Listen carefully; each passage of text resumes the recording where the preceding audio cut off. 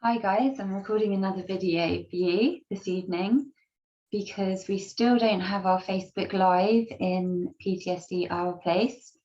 Not sure what's going on there, but I've made a playlist on YouTube just for us, and so that I can put videos out here and you'll be able to find them easily. And I'll also send the link in the group.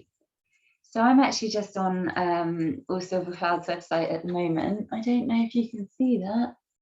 Yeah, so I'm looking at our highlights. So I've got so we're up there, PTSD, our place. Ooh, all the colours changed there.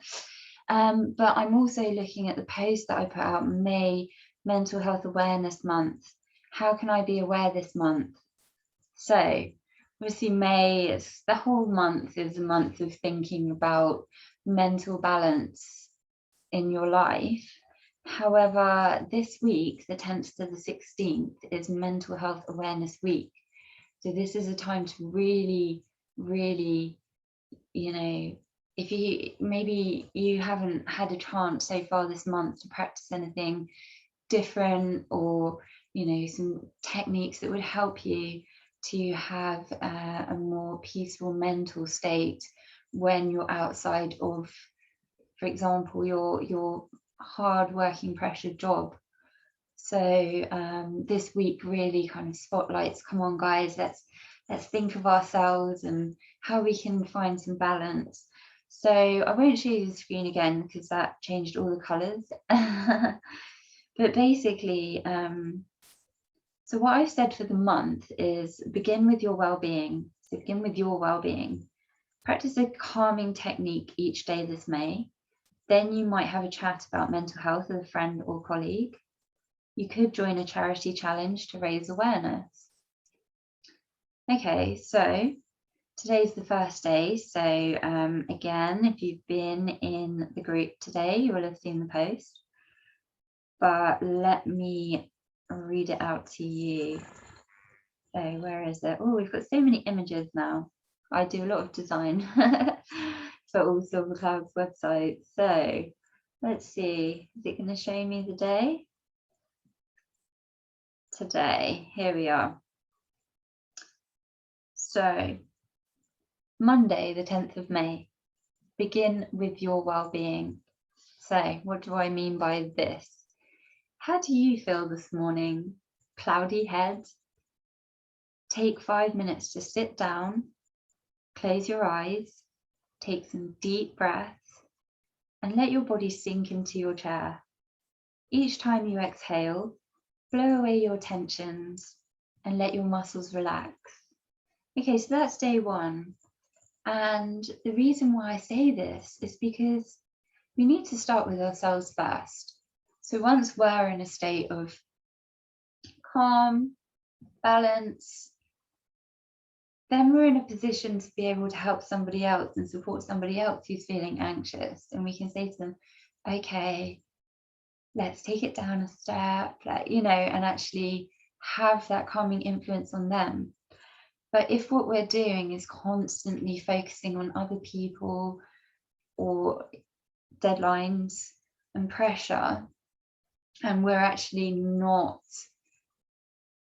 in tune with ourselves, then it's very hard for us to give the best of ourselves to other people.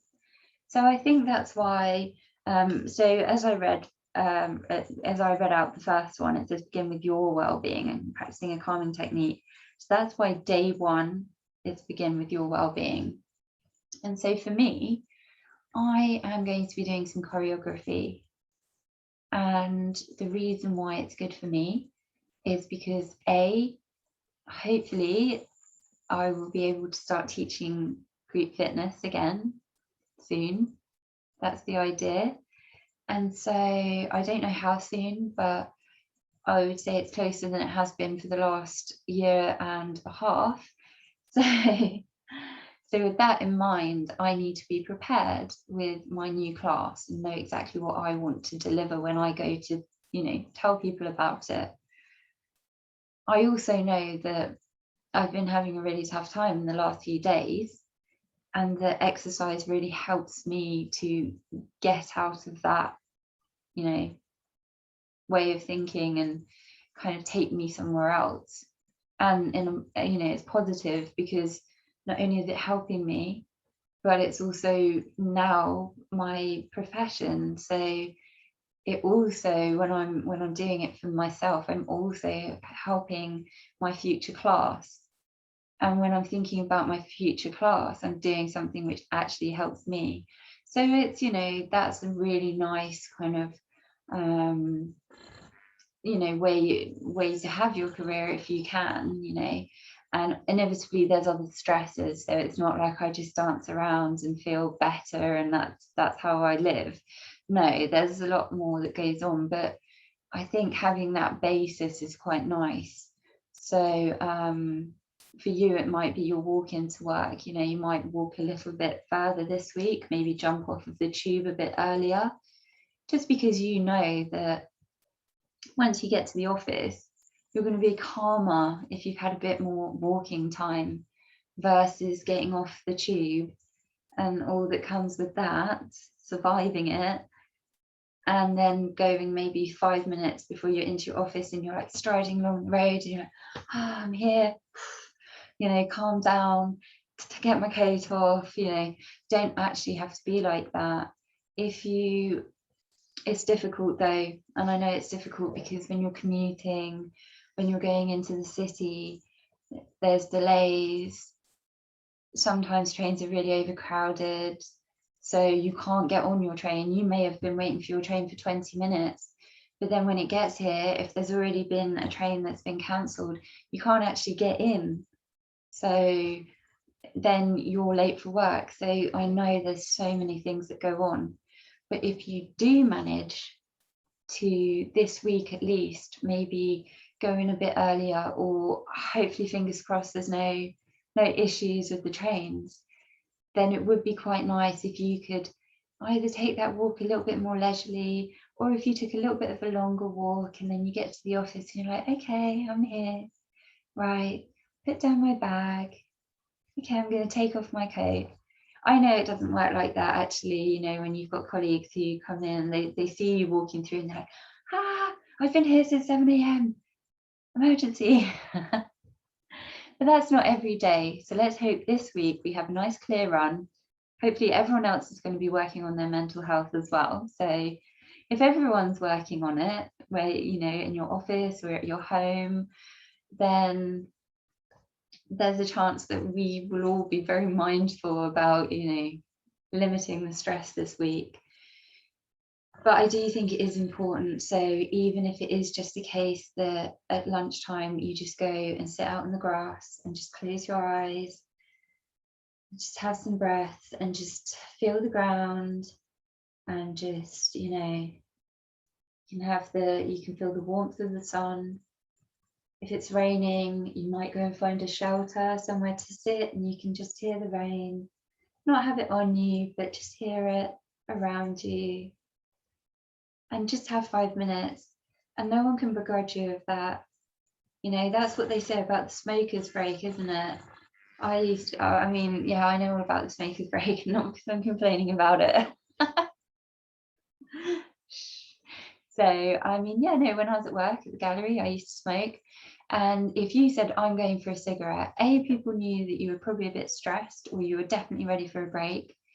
B, you were going to get 5 minutes to smoke that cigarette, maybe 10, right? But what I found is when I developed PTSD, the idea of smoking, I couldn't do it. There was reasons. I had my own thoughts, about,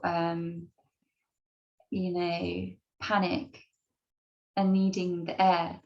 But at the same time, I had this real craving for the smell. Like if I smelled someone smoking a cigarette, I'd be like, so relaxed. And so what I used to do is I wouldn't smoke myself, but I'd go and stand next to somebody who did, and I'd be like that. But anyway, the point is we could do that. But when I wasn't when I wasn't smoking at work after I got PTSD, or after I developed it, if you go for a walk down to the kitchen to get a drink or something, people are like, what are you up to? What are you doing? Again, if you're a tea drinker or a coffee drinker, I don't drink tea or coffee, but as soon as you go tea break, oh yeah, I'll get you a tea, I'll get you a coffee, I'll get you a tea. That's all legit. But if you're someone that doesn't drink tea and you don't smoke cigarettes, and you just go for a little walk down the corridor and back again, people are like, why is she wandering around? What's she up to? Why isn't she working? Or, you know, and it's a bit different. So once I had PTSD, there was times I just had to get out of the building. I'd be all right and I'd be doing my work, and all of a sudden a thought come in my head and I'd be like, I have to get out of the building, I have to get out of the building. And so I would literally crawl along the walls of the corridor. I'd be like, I can't go in the center of the corridor. So I'd go along the wall, I'd get out the doors and outside and against the wall, and I'd just be like taking some breath. And then I'd smell someone smoking. I'd be like, ah, like that, and it would really relax me. But I couldn't do it myself. But it was interesting because if someone then saw me walking around outside, like, say someone said, oh, where's Katie Marie? And someone would say, oh, well, I saw her walking around outside. They'd be like, she's going for a walk. Whereas if I was having a cigarette, they'd be like, oh, she's having a fag. Oh yeah, she's back in a minute. You know what I mean? So I appreciate it is quite challenging. But, you know, even sometimes on the tube, you can take that time. So I used to work quite late sometimes. And I worked in certain places where they, you know, galleries where they're like, no, go home, go home. But we were those kind of people where we were so committed to our job. We loved the arts. We wanted the exhibitions to be amazing. That you actually used to have to shoehorn us out. If we had a show on, obviously, if we didn't have a show on and no one needed any help, then you're like, right, I'm going home. But if I had a massive show on, or my colleague had a big show on and I could see they were really stressed, I'd be like, right, give me some stuff. I'll do it. I can do that. I can look after that. What, that's not for your show? Right, give it to me. So, you know, it was quite hard to get rid of us. And, so, you know, but then, you know, there was times when they were really grateful that we had that attitude, because we did have a big show on and it was opening tomorrow, and we were all just going to sit in till like 9 p.m. and order a pizza and just crack on together, like work together. And I think, yeah, you know, I'd still take that time. I'd still make sure I, you know, so, okay, so what I was saying is the tube, sorry, thoughts going everywhere. The tube. So with the tube, if I'm going home on the tube at 9 o'clock at night, there's very few people. So you can actually practice sitting down, take a deep breath, close your eyes. I used to be wearing my sunglasses, so no one knew whether my eyes were closed or open. Obviously, hypersensitivity, they were closed. And with the glasses, because the lights in the tube are very intense, and the train. So I'd have my sunglasses on, I'd just close my eyes. For me, obviously, music, because of too many sounds. I've got my music on, I can do my breathing, have my fan on my face, and just take a moment and actually sink into my chair on the tube. I mean, obviously, I'm a bit funny about them because of, you know, the tube. You know, I work in lifestyle, very into things that are clean. So, but when you have to get the tube to work every day, you don't notice as much. You notice if you haven't taken the tube for a while and you go to the tube and you try and choose a seat and it's like, oh, I don't know about this. But if you do it every single day, it's like, well, I've got to get to work, right? Sit down, next problem. So yeah, you can take some of that relaxation back. So I hope you do find a technique. But as I said, for me, it's going to be choreography this week because it benefits my business, it benefits my health, mental, physical. And so it's obviously a great choice. If I had to choose a second thing, it would be my writing, because there's a lot of things I want to write. However, I chose my writing a lot the other week and didn't do any exercise. And that's why I'm in this position now where I'm, you know, obviously I'm not starting from zero, but I have taken a step back in terms of, you know, I was all lively and energy and moving and stretching all day long, and now I'm a bit still. So this going out to the park, going for walks. So I did my walk in the park again tonight, different park, different place. did my dancing, did it on the concrete with the grass around me and the trees. But I did it on concrete tonight and was listening to my music. It wasn't dark, it was about 8 p.m. Only saw probably 6 people in the whole time. Ideal, it was light. Someone could have sat and watched me dancing, but fortunately they didn't. I mean, they can, I'm an instructor, I'm used to it, but I wasn't bringing my A game, I was practicing. So anyway, so that was all part of it. This week my 7 days is about get moving again. But so if I want to say focus on my writing, what I would say is I have to make a plan for my writing so that I can do it, but make sure I don't sit there for 3 hours typing. Make sure that I do 45 minutes to an hour. If I'm in my flow, quickly finish that off. You don't want to interrupt your flow.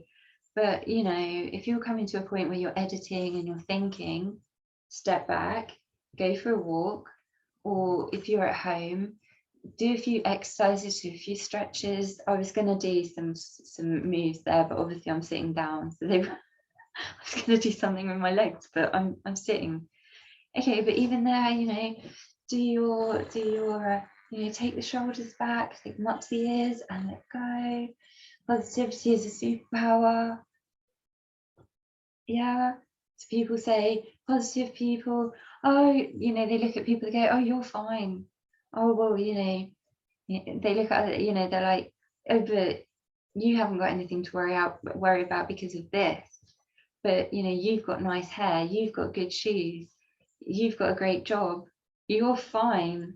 But actually, no, everybody has to work on positivity. It's not about the things that are going right in your life. It's a whole attitude, and it's a whole way of viewing things. And so I go on real downers, and people say to me, oh, you're so positive. I work really hard to get to positivity. It doesn't just happen. And so that's why I think Mental Health Awareness Week is good for us to really think about, because we do need to put the work in to be positive. We do need to put the work in to, move away from anxiety, to use pressure as something that pushes us forward and doesn't, weigh us down to the point that, we're not moving. All of these things. So this week we can really think about, no, sorry, I'm saying the wrong word. We can really put some positive action in place for ourselves. And then after this week, or towards the end of this week, we can start saying, right, how can I think about other people's mental health and how I can support them? Not asking them questions and saying, oh, you know what, I just noticed you were really down. But actually, seeing how they are. And if they start saying, I'm not in a good place, you're like, I've just spent the last few days doing this activity and this activity, which have really helped me. Why don't you give it a go? I'm not telling you because I'm preaching at you or because I read it in a magazine. I'm telling you because I've just spent 3 or 4 days focusing on my mental health. I feel an improvement. You're telling me that you're having some feelings that I was having before. I can recommend this activity to you.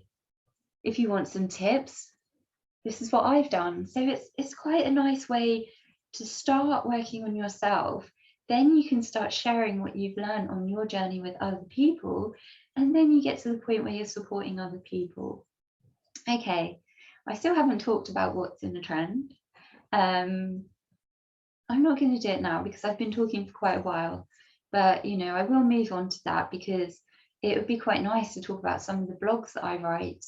And you might find one of them quite interesting and think, or you might not. You might read it and say, I don't agree with that. And then you can come and tell me, and we can have a discussion, and we can have a debate, and we can both move our perceptions, and you can see what I'm seeing, I can see what you're seeing, and then together we have more perspective. Okay, that's enough of me for tonight. Obviously it's tonight.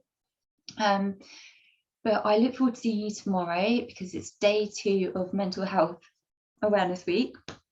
And also I'm enjoying talking to you, and it's very therapeutic for me as well. So thank you for being here. And I just hope that sometimes I say something that helps you or makes you or gives you that feeling of someone else understands. That's good enough for me for now. That will do, you know. That's really what I've needed. You know, more than anything, I've just needed like the odd person to be like, oh, I see you, I really see you, not just the picture or the jumping around, but I see you and I get it, and come on, I'm happy for you. Okay, positivity is a superpower, you need to work on it. And so yeah, I'll catch you later. Bye.